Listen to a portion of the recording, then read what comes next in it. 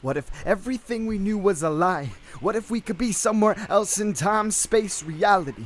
One must open the mind to the depths of this possibility. For this is where the tale begins, at an opening in time, space, where we go beneath all waters of the world's edge, held down by the tempests of old. That simple thing that holds us together, H2O, is that which holds us down, here in a world of expression through simple acts of light that are lost, but yet now we must adapt, begin again. Here in the depths, it's all around. If I had not begun to tell this tale, you might not have known that history changed or even was different than the present reality. That we are in fact encased in a bubble of our understanding that is limited to the time we have seen expressed. We have held each breath that we never placed a thought to. Are they in fact trapped, kept in logs and held for a time when the waters fall? It is a grand scene. Out the windows here, a great blue depth of mystery. Here in a world of expression through simple acts of light that are lost, but are the lamppost of our understanding. For when a ray of stray light enters the frame of a humble, dark canvas, we see flashes of glory that will change a person forever. Yet it is just a flash. The thoughts of mind only have the attention span of a lit match, a false spark of chemicals that burns out in a few moments. But it's these moments that define us, right? Like we place weight on the memories that are full of joy, happiness. I think it's because staring out in the deep darkness for a long time numbs the mind, when in fact we are not defined by a point on a line, but where the line goes. How it connects to a larger picture. If we could zoom out and see, we'd be amazed, dazzled, to the point of no understanding for our lives. We see. Best in history is a luxury, a thing played out. You see, I can make a memory last a lifetime if I hide it there, unwilling to dig in and see my reflection. But is in a reflection in the darkness, can black show a different shade? It is not gray, it is black or white. I cannot see what I am not shown, but I can show what I want to the world. Play a playwright and draw you in and say, this is my life and I can make you used to the fire of my presence, and you come and watch the music I create, and we can fight like gunfire in the night. But only makes a horse I had to break. I had to show it to you. If you are free, truly free, you would not have to be aware of this or be so in the know and take part of it, as if it was a sacrifice of will and mind to show the greatest kind of love, human emotion, held in the actions of pure heart.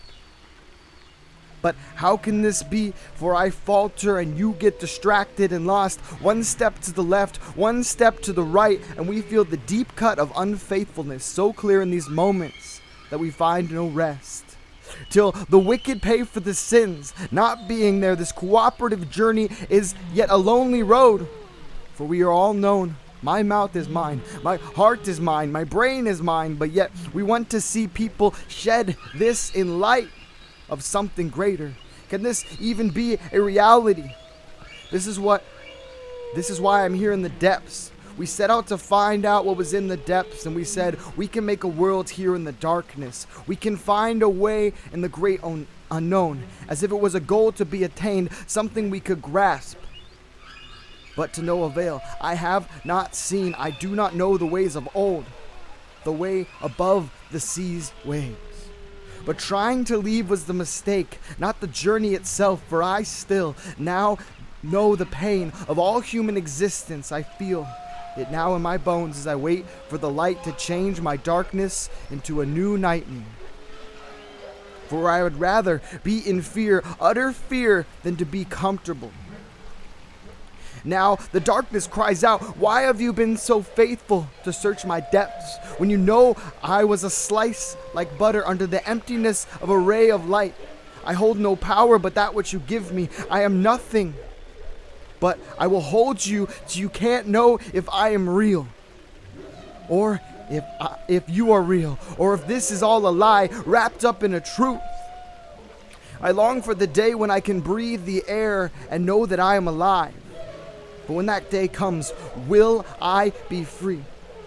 Am I to believe I will never see the day? This room finds me so much comfort, for it's where I go to think to be alive. And this monologue will have long value after I am gone. I know that faith, a fire, is brewing in my bones, but yet I see the grander scale of all tales. I have to tell and could not contain the volumes I call home. But yet, here I am empty and longing, thinking, tinkering alone, lost in the depths. I think I am okay as a man, but yet I am no manly experiences to back that up. I have nothing to show but tales spun here in the depths. But my heritage is a pride I will boast, for they knew that life above had failed, and so they thought to live life here below. And are free to explore it in a new form, free from the pain of light's ever-bearing weight. For where is truth? Where is good? Rooted but in mystery.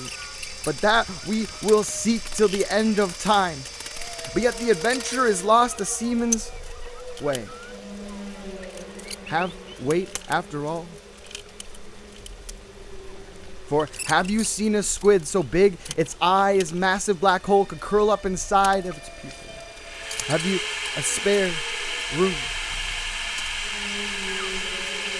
Have you seen a man devoured by a creature unknown? His cry so loud it was heard in the depths of our crack. I have seen loss, great loss, but have also seen life springs forth from the bodies here below. Many thought that we were not able to create life and sustain it here below. But I am an example, a great example. So why stay here? Why not surface and see the light? Some have tried, but they never return. And if they do, they say they can't survive in the light. Only those who descend from the light to the depths may return.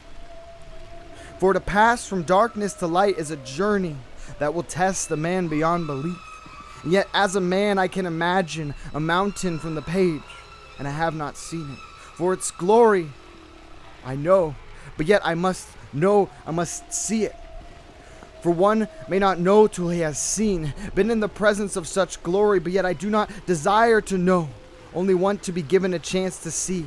But is it worth dying to see, smell, taste a new world, a brave new world, one I've only been told about, reading from the pages a thing that if I had more imagination, more faith to see?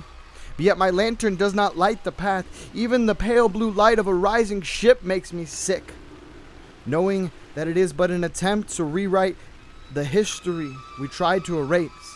This is the irony I face, now knowing I will die and meet a great beyond. Without faith to see the light I want so badly, to be real and comforting, a painful encounter with myself. My true identity will be faced, and as I push the levers forward, I will stay strong. I will fight to the end, for I do not want to go, but I will. They say about me that I am a coward. History will not write me off that way. I will humbly seek the light, the air above, and sacrifice my body and will to know something real. For this fake cocoon of man's creation will not be my coffin. As I rise foot by foot from the death, I see the world in a new light. As the darkness fades away, I see new life, and I am glued to the windows. Eyes can't seem to process the wonders I see. All forms of light appear, and I am lost in wonder. A deep passion has sprung from my soul, and I cannot contain the feeling of uncontrolled joy. A new feeling, a thing a child will spill and not know, and when they are old, lacking a sense of what I used to know, boils up, and I am lost. And the hours pass by in a flash, and when I see the sun for the first time, I am blinded. But not only the light, but by the warmth. Why would we leave this for the depths? I cannot answer, but I know we were wrong, and I can die knowing I have seen the light. As the water's edge appears, I cannot let a breath through my lungs. As I wait to see the atmosphere for the first time, a cresting wave, and I am lost in the sea of light, and I am speechless, not knowing how to process the repenting journey I just witnessed. All happened so fast.